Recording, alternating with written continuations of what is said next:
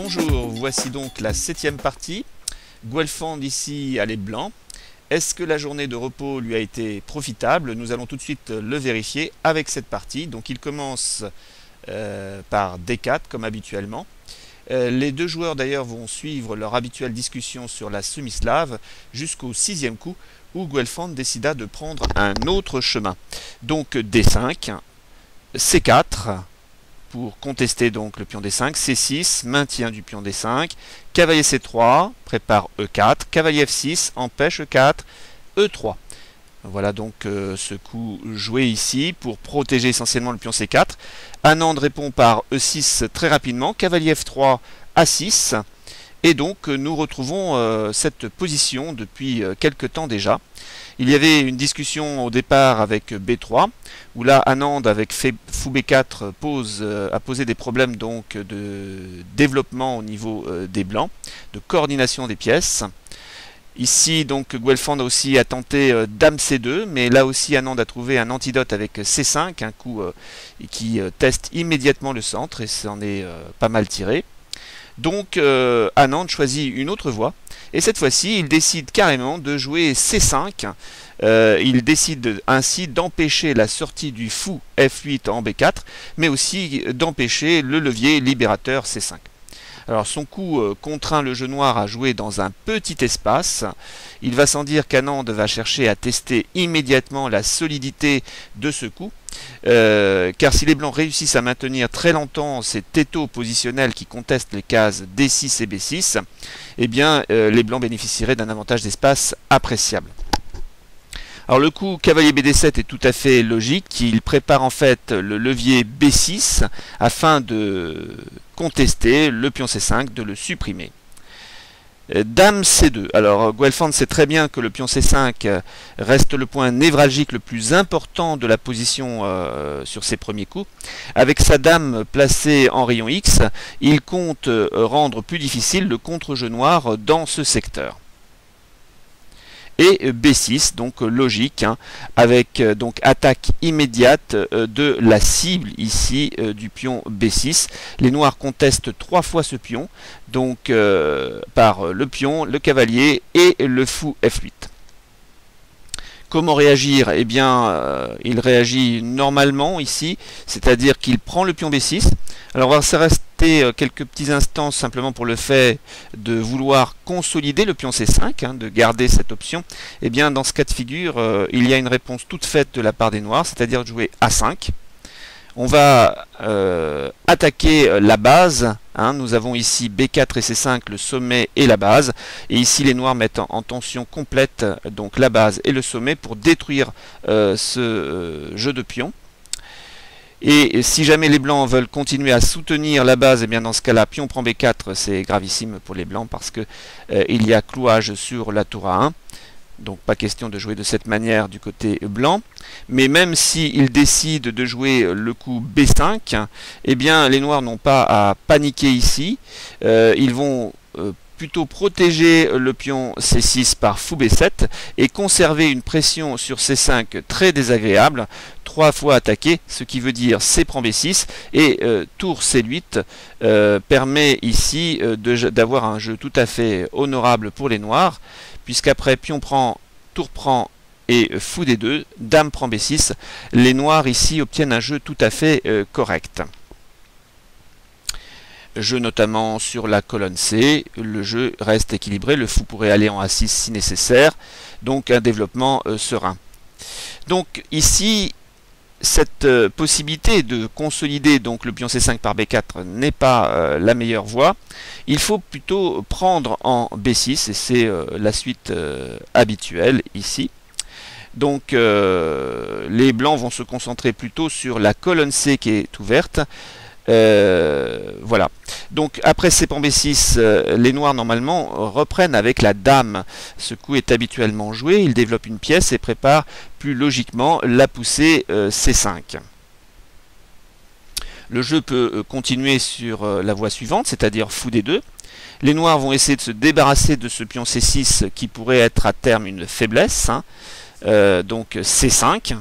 Et puis cavalier A4, dame C6 et tour C1. Et là, il y a de la tension donc sur la colonne C, on voit bien, et tout le jeu va se dérouler sur ce secteur. Mais Anand décide de jouer autrement.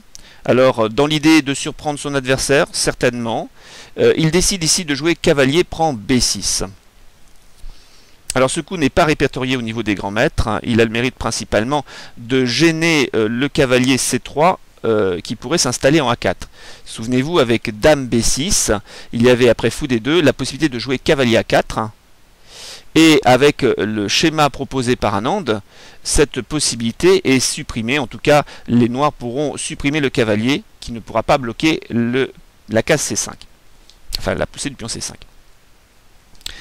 Fou D2, donc avec ce développement joué par Anand, eh bien, Guelph ne change pas sa façon de faire, c'est-à-dire ici habituellement on joue fou D2 pour libérer très vite la colonne C pour effectuer la manœuvre standard, ici tour C1 avec pression sur le pion cible C6. C5. C5 c'est un coup normal ici, il ne faut pas laisser les blancs cadenasser cette case, il faut immédiatement contester au contraire cette case C5, là ils en ont la possibilité avec le soutien du fou. Comment va réagir Guelph? Eh bien il joue ici tour C1, toujours dans l'idée de pressuriser ici, donc le pion C5. Alors la réponse ici d'Anand a été de jouer C prend D4. Alors C prend D4, ça a été un choix en fait très important de la part d'Anand dans cette partie, puisque en prenant en D4, il décide de fixer la structure de pion au centre. Les blancs vont reprendre de cette manière, et pour le pion D4 isolé donc isolé des autres pions, hein, eh bien les blancs obtiennent une colonne semi-ouverte E, et une mobilité supérieure pour le fou, ici, qui pourrait s'installer en G5. Donc c'est un choix extrêmement important qu'a effectué Anand ici, qui va déterminer toute la partie. En fait, C prend D4, il pouvait peut-être y avoir C4 comme possibilité éventuelle, mais tout ça, ça peut être testé dans d'autres parties. Pour le moment, on va regarder ici le coup d'Anand, C prend D4, E prend D4. Les blancs préfèrent prendre avec le pion, il y a beaucoup plus d'avantages ici que de jouer avec le cavalier, car dans ce cas, avec le cavalier, il y aurait une mobilité de centre de pion. Avec E prend D4, donc, les blancs tiennent en respect les cases C5 et les cases E5. Fou D6 ici.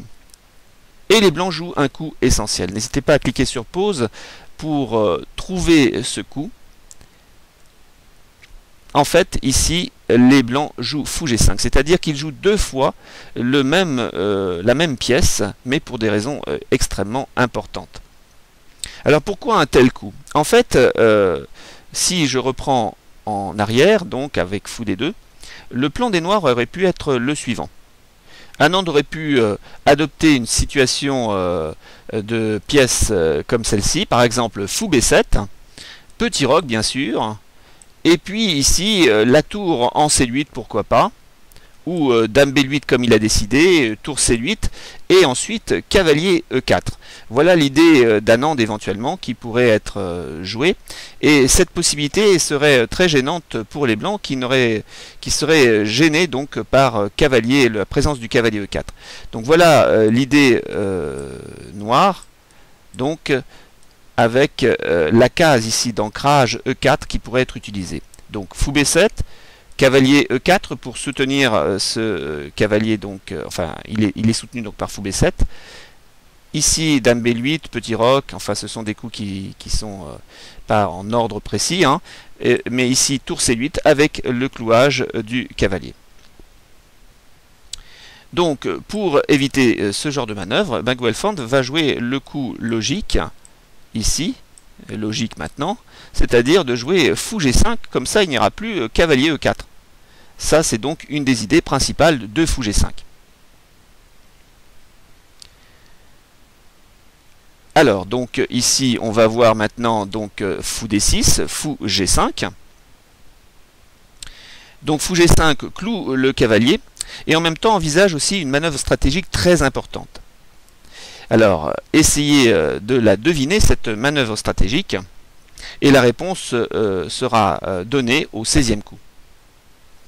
Alors, petit roc ici, donc développement normal, fou d3 logique, hein, il va bien falloir que les blancs lient les tours, et en même temps, avec fou d3, ils surcontrôlent donc la case 4. H6, et oui, il y avait quand même cette menace, hein, la menace fou prend cavalier F6 et fou prend H7, donc H6 a le mérite de régler ce problème. Faut-il prendre ou faut-il retirer le fou? Ici, si vous prenez le cavalier, ce serait quand même dommage. La prise du cavalier n'a pas d'intérêt particulier, sinon de donner la paire de fous un peu trop tôt dans la partie, avec un jeu supérieur sur case noire pour Anand, après dame prend F6. On voit bien qu'ici, le fou peut rayonner sur case noire sans trop de difficultés.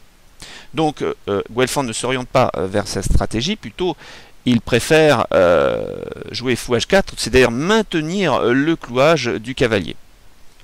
Fou B7, donc les noirs terminent leur développement et préparent à terme le placement d'une tour sur la colonne C. Ils souhaiteraient toujours avoir la possibilité, comme je vous l'ai dit, d'installer un cavalier en E4. Pour le moment, ce n'est pas possible à cause du clouage, mais à terme, éventuellement, cela pourrait le devenir. Donc les blancs jouent roc, ils ont enfin terminé leur développement. Et là, Anand décide de jouer un coup important dans sa stratégie, qui pourrait être critiqué éventuellement après cette partie. Mais il décide de jouer dame B8. Alors, dame B8, peut-être que fou F4 était à envisager pour désorganiser un petit peu le jeu blanc sur la colonne C, puisqu'avec l'attaque de la tour va être obligée de se placer en D1. Tout cela pourrait donner un jeu peu clair, donc plutôt intéressant du côté noir. Alors, avec dame B8, le placement de la dame donc paraît logique en fait, puisque les noirs créent une batterie sur case noire, tout en préparant l'installation d'une tour en C8. L'idéal pour eux serait de jouer ensuite le cavalier en E4 avec un jeu prometteur, mais de tout cela, ce n'est pas aussi simple, les blancs aussi jouent. Et là, ils vont jouer un coup superbe. N'hésitez pas à cliquer sur pause pour essayer de voir quel est le coup qui a été joué par Guelfand. Alors, Guelfand ici a joué fou G3. Donc fou G3, excellent coup, c'est une idée positionnelle qui me semble bien plus venimeuse que celle de prendre le cavalier. Et oui, en fait, ils avaient la possibilité de prendre le cavalier, G prend F6. La prise donc semble concrète puisqu'elle dénature l'aile roi noir. Les blancs obtiennent un avantage positionnel visible, mais cela n'a pas l'air de suffire, en tout cas n'a pas l'air d'être au goût de Guelfand. La paire de fous en fait semble compenser la faiblesse structurelle de au niveau de l'aile droite des noirs. Donc Guelfand s'oriente vers une autre voie, moins risquée et plus prometteuse à mon avis. Il s'avère qu'en fait, Guelfand, par ce coup de fou, souhaite éliminer le défenseur principal des cases C5 et E5. Une fois le fou D6 disparu, l'objectif stratégique blanc sera clair, s'installer avec sa cavalerie sur les cases noires, les cases d'ancrage C5 et E5. Voilà toute l'idée de fou G5. Rappelez-vous, je vous avais posé la question pourquoi fou G5 ? Eh bien sûr pour clouer le cavalier, mais aussi pour avoir cette possibilité de se recycler ici en H4 puis en G3 afin d'éliminer ce fou D6 et obtenir les cases C5 et E5 pour leur cavalier. Donc je reviens avec fou H4, donc fou B7, dame B8 et le fameux fou G3. Après fou G3, les noirs jouent leur plan normal, c'est-à-dire ils jouent leur tour en C8 pour clouer le cavalier C3. Et Guelfand, sans paniquer le moins du monde, va retirer tout simplement sa dame en E2. Il est important pour les Guelfand de garder la mobilité du cavalier, celui-ci pourra éventuellement intervenir sur la case C5 à terme. Et en même temps, la dame E2 garde un contrôle accru de la case 4 avec le fou, le cavalier et la dame. Donc pas question pour le cavalier de s'installer sur la case 4. Fou prend G3, H prend G3. Dame D6. Pour le moment, Anand reste méfiant bien sûr. Il surveille de près les cases C5 et E5 qui n'ont plus maintenant de fou pour surveiller ces cases. Et comment va réagir Guelfand ici? Eh bien, il va jouer sur la case principale, ici sur la colonne principale de jeu, c'est-à-dire en C2. L'idée en fait de Guelfand est de préparer le doublement des tours afin d'engager un échange simplificateur sur cette colonne C. Il aimerait échanger les tours afin de garder, en fait, afin comment dire, de conserver du côté noir le fou B7. En fait, l'important pour les blancs, c'est que ils peuvent tout échanger à la limite, mais que les noirs conservent ce mauvais fou. C'est ça la stratégie principale de Guelfand. Alors, cavalier BD7. Avec le retrait de ce cavalier, en fait, les noirs laissent libre la possibilité d'échanger sur la colonne C, car le cavalier pourra venir en A4. Et on peut aussi s'interroger finalement sur les bienfaits du 8e coup, où il y avait eu la prise du cavalier plutôt que de la dame. Finalement, le cavalier revient en D7 pour contrôler les cases stratégiques essentielles C5 et E5. Alors, donc, tour FC1, Guelfand continue à conforter sa position sur la colonne C. Et Anand joue ici tour A, B8. Il essaye de renforcer son jeu sur la colonne B. Et maintenant, Guelfand décide de jouer le coup principal de sa stratégie, donc cavalier A4. Je vous ai dit qu'il était tout à fait entièrement d'accord pour échanger les pièces lourdes, afin de conserver ce mauvais fou chez les noirs. Alors, cavalier E4 ici. Enfin, Anand a l'opportunité de jouer son coup de cavalier. Mais Guelfand avait prévu ce coup. Il décide de prendre en C8. Et déjà pose un piège, donc, avec cet échec. Pas question pour Anand de reprendre avec la tour. Parce que dans ce cas de figure, je reprends. Donc les blancs reprennent en C8, fou prend, et maintenant le cavalier E4 n'a plus de protecteur, donc fou prend E4, pion prend E4, dame prend E4, et les blancs se retrouvent avec un bon pion de plus. Donc Anand joue le coup normal, fou prend C8, avec une pression donc sur le pion B2, mais ce fou n'a toujours pas d'activité, et c'est un problème concret pour Anand. Alors ici, pas question de tomber dans le piège de prendre le cavalier, pion, fou prend, dé prend et de gagner le pion. Ce serait bien dommage car les noirs auraient le contre-jeu suivant. Ils auraient maintenant, ils pourraient justifier le déplacement du fou en B7, dame E3 pour garder contact avec le pion D4, et puis fou C6 avec attaque du cavalier et en même temps attaque du pion B2. Donc c'est difficile de protéger les deux pièces en même temps. Par exemple B3, immédiatement fou prend A4, élimination donc du cavalier gênant, pion prend A4 et déstructuration de la structure de pion blanche, ce qui permet avec dame B4 d'obtenir un contre-jeu actif du côté noir, qui donne donc un jeu correct pour les noirs. Alors, pas question donc de tomber dans le piège de prise de gain d'un pion. Au contraire, Guelfand a un jeu beaucoup plus profond. Ici, c'est de jouer dame C2. Alors, dame C2 donc, a pour objectif, bien sûr, de garder un contact sur la case 4, mais surtout de maîtriser la colonne C. C'est la colonne C d'infiltration ici. Et ici, donc, Anand ne trouve pas de coup plus, comment dire, plus consistant, je vais dire, que de jouer ici G5. Alors, avec G5, Anand joue ici un coup quelque peu, me semble-t-il, impatient. Il souhaite activer son aile roi afin d'obtenir du contre-jeu. Donc, l'idée peut-être, c'est de jouer G4 et de chasser ce fameux cavalier. Mais il faut quand même dire que c'est au prix d'un affaiblissement durable de son roi. Est-ce que le jeu en valait la chandelle? La suite va nous éclairer sur cette question. Peut-être que simplement fou B7 pouvait être utile avec l'idée éventuellement de contester la colonne C par tour C8. Mais ici G5 a été joué. Et là, n'hésitez pas à cliquer sur pause pour voir le prochain coup blanc. Il est d'une grande logique ici. Si vous avez trouvé dame C7, bravo. Il faut savoir aux échecs choisir son moment pour échanger les dames, et là Guelfand l'a tout à fait très bien choisi.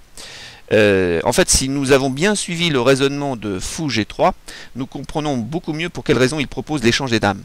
En fait, Guelfand poursuit sa quête d'échange avec comme souhait principal que le fou C8 reste mauvais. Ce coup est d'autant plus fort qu'il va forcer l'échange de la pièce la plus importante d'Anand, ce qui rendra son avancée de pion à l'aile roi plus aléatoire, puisqu'il n'aura plus l'artillerie suffisante pour mettre en difficulté le roi blanc comme il le souhaitait. Donc avec dame C7, les noirs décident de prendre la dame. S'ils veulent jouer compliqué par G4, eh bien les blancs peuvent jouer un coup, une suite forcée, qui est prendre le cavalier défenseur de la dame, ce qui va forcer les noirs à prendre la dame. Tour prend C7, donc avec installation de la tour en 7ème. Maintenant, il faut reprendre le fou.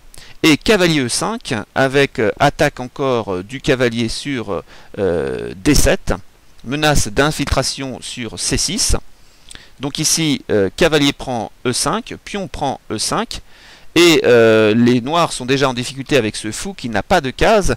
Alors je vous propose ici éventuellement fou B7, mais fou B7 est exposé avec cavalier C5, avec la menace de gagner le fou. Les noirs activent leur fou avec fou D5.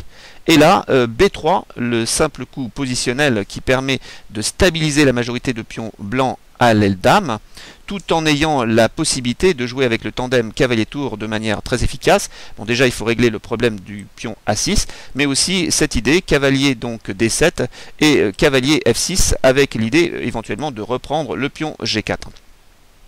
Bon, tout ça, ce sont des bonnes possibilités pour les blancs, avec le contrôle permanent de la colonne C. Donc ici, Anand préfère immédiatement prendre la dame. Dame prend C7, et les blancs donc se retrouvent avec une excellente tour en 7ème rangée. Notons que le pion B2 pour l'instant n'est pas attaqué, protégé idéalement par le cavalier. Donc F6, Anand a bien compris l'enjeu de la stratégie de la case stratégique E5, mais pour cela il doit affaiblir sa structure de pion à l'aile roi, tout en agrandissant la 7ème rangée, et ça c'est pas une bonne nouvelle pour Anand. Maintenant que jouer, là encore il faut essayer de regarder cette position et cliquer sur pause parce que ça vaut le coup de trouver le coup joué par Guelfand. Eh bien il décide de prendre le cavalier, et oui, il est important de prendre ce cavalier. En fait, cette prise est tout à fait logique et donne un clair avantage pour les blancs. Il faut noter que ce fou est moins important que le cavalier noir ici, car en supprimant le cavalier, eh bien, les blancs vont se retrouver avec une supériorité au niveau de leur pièce cavalier par rapport au tandem fou-cavalier. Donc en reprenant, eh bien, le cavalier va pouvoir se recycler et attaquer le pion E4. Ces cavaliers en fait vont avoir énormément d'utilité, alors que le fou C8 n'a pas d'utilité particulière. Et c'est là c'est cela qui donne en fait l'avantage important pour les blancs. Alors, Anand doit régler le problème de son pion E4 au plus vite. Il ne peut pas jouer fou B7 à cause de la prise du cavalier. Donc il joue F5. En jouant F5, eh bien, il a affaibli une case supplémentaire, la case ici E5. Et les blancs vont se jeter sur cette case, en tout cas ils vont jouer cavalier C4. Les blancs commencent à investir la citadelle noire avec grande facilité. La case E5 est visée, la case C5 est visée. Le jeu devient de plus en plus compliqué et les noirs sont empêtrés avec cette configuration de pièces. Où jouer leurs pièces noires, eh bien ils vont jouer le seul jeu actif à leur disposition, c'est-à-dire l'utilisation de la case d'ancrage ici D5 avec cavalier F6 et cavalier D5. Mais en jouant de cette manière, eh bien, vous l'avez bien compris, la case 5 maintenant est à disposition du cavalier blanc. Pour le moment, les blancs en profitent pour jouer cavalier C5. Le cavalier C4 relaie au niveau de la défense donc du pion B2. Il apporte un relais, puisque maintenant ce cavalier A4 est libéré de sa tâche défensive. Il peut s'installer en C5 et donner donc encore plus de jeu au blanc, puisqu'il contraint le fou C8 à être emprisonné pour le moment. On peut noter quand même, pour résumer, hein, que finalement, le combat stratégique qui avait commencé dès le 7e coup avec la case C5, eh bien finalement a été gagné par les blancs, puisque c'est un superbe cavalier qui est installé. Alors les noirs jouent cavalier D5 avec attaque de la tour. Bien sûr, il n'est pas question de retirer la tour de la 7e rangée. Ici, ils jouent tour A7. Elle a un effet, cette tour anesthésiant en fait, particulièrement efficace. Les noirs sont en grande difficulté, le roi noir n'a pas d'activité possible. Cavalier B4, les noirs essayent in extremis d'avoir finalement un contre-jeu à l'aile dame. Ils vont utiliser cette case D3, mais pour jouer de cette manière, ils laissent libre la cavalerie blanche de s'installer tranquillement, donc ici en E5. C'est un véritable triomphe de la stratégie blanche et qui nous fait mieux comprendre l'intérêt du coup fou G5, suivi de la manœuvre fou H4 et fou G3, avec échange des fous de case noire pour un meilleur placement des cavaliers sur les cases clés C5 et E5. C'est un véritable modèle stratégique d'installation donc des cases ici clés de la cavalerie. Donc cavalier C2, les noirs tentent une dernière manœuvre, c'est-à-dire l'attaque de la cible D4 plus l'attaque de la cible en B2. Mais les blancs vont prouver que leur coordination est bien supérieure à ces attaques isolées. Donc cavalier C6. La perte du pion B2 n'est que mineure par rapport à la centralisation des pièces blanches. Tour prend B2, donc les noirs gagnent un pion, mais ici tour C7, les noirs, donc les blancs ici font comprendre à leur adversaire que le fou C8 est prisonnier, enfermé. Donc les noirs vont se jeter dans une bataille corps perdu sur le roi blanc, mais leur coordination n'est pas suffisamment efficace. Ils vont jouer ici tour B1, échec, roi H2, et E3 afin de dépouiller un petit peu les pièces défensives, en tout cas la chaîne défensive du roi blanc. Maintenant, c'est quand même au tour des blancs, et les blancs vont démontrer toute leur supériorité au niveau de la coordination de leurs pièces. Tour prend C8 échec, donc roi H7, tour C7 échec. On voit tout le problème lié au coup G5 et F5 qui ont été joués, puisque la tour rayonne parfaitement sur la 8e et la 7e. Le jeu noir est perdu ici. Il n'y a pas beaucoup de possibilités. Anand a décidé de jouer roi H8. On peut regarder la suite qui est jolie. Ici, roi G6, avec un joli mat en 5 coups. L'avez-vous vu? N'hésitez pas à cliquer sur pause pour voir justement ce mat en 5 coups. Alors, si vous avez vu ici, cavalier E5, échec, très bien. Donc, si roi F6, ok, vous avez raison, tour F7, mat, bravo. Et si le roi s'en va en H5, et bien dans ce cas-là, cavalier prend E6. Et il ne faut pas avoir peur de cette idée. Donc ici, E prend F2 par exemple, car la promotion n'est pas un danger à cause tout simplement du mat en G7. Maintenant, si vous avez décidé ici de voir la défense ultime, c'est-à-dire jouer G4 pour avoir éventuellement cette case G5 en cas de cavalier G7, eh bien, il faut réseauter le roi et pour cela, lui supprimer les cases de fuite. Et le coup tour G7 ici est excellent, puisque après E prend F2 par exemple, eh bien, cavalier F4 fait échec et mat au roi noir. Donc, la configuration ici, roi G6, ne convient pas. Il reste en H8, il essaye donc de rester en dernière rangée, mais cela les blancs vont démontrer la rapidité de l'action de la cavalerie blanche en jouant aussi cavalier E5. Alors, bien sûr, cavalier E5, donc si cavalier prend D4, eh bien le simple pion prend E3 est suffisant pour donner un avantage clair aux blancs avec une pièce de plus et un réseau de maths. Et ici, E2, avec l'idée de promouvoir le pion. Mais là, les blancs peuvent tout simplement conserver leur sang-froid en jouant cavalier prend E6. Anand ici a abandonné. La menace de mat est très claire du côté des blancs. On peut voir par exemple l'idée tour H1 pour attirer donc le roi noir sur la case H1 pour permettre la promotion de la dame, roi H2, mais les noirs vont être obligés de donner leur dame pour éviter cavalier G6 suivi du mat en tour G7. Par exemple, si dame prend F2, immédiatement cavalier G6, roi G8 et tour G7 mat. très beau mat de la cavalerie et de la tour. Donc ici, si bien sûr dame prend cavalier E5, et bien dans ce cas de figure, pion prend dame, et les blancs sont nettement mieux avec un avantage matériel considérable.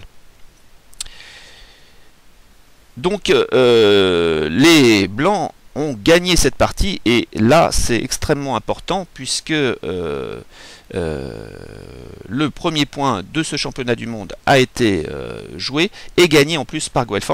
Ça va donner du dynamisme à ce championnat du monde qui avait tendance plutôt à s'endormir un petit peu avec ses nuls à répétition. Maintenant, pour Anand, il est clair qu'il lui faut absolument gagner une partie s'il veut conserver sa couronne. Et comment va réagir Guelph maintenant aussi? Mais toutes ces parties, toutes les futures parties, en tout cas la prochaine partie déjà, eh bien, va nous donner une indication sur le comportement qui doit être nouveau maintenant pour les deux joueurs avec ce résultat. Voilà, donc n'hésitez pas à regarder à nouveau cette vidéo. Elle est très instructive au niveau stratégique. Je vous remercie en tout cas de votre attention. Et donc, vous dis à bientôt.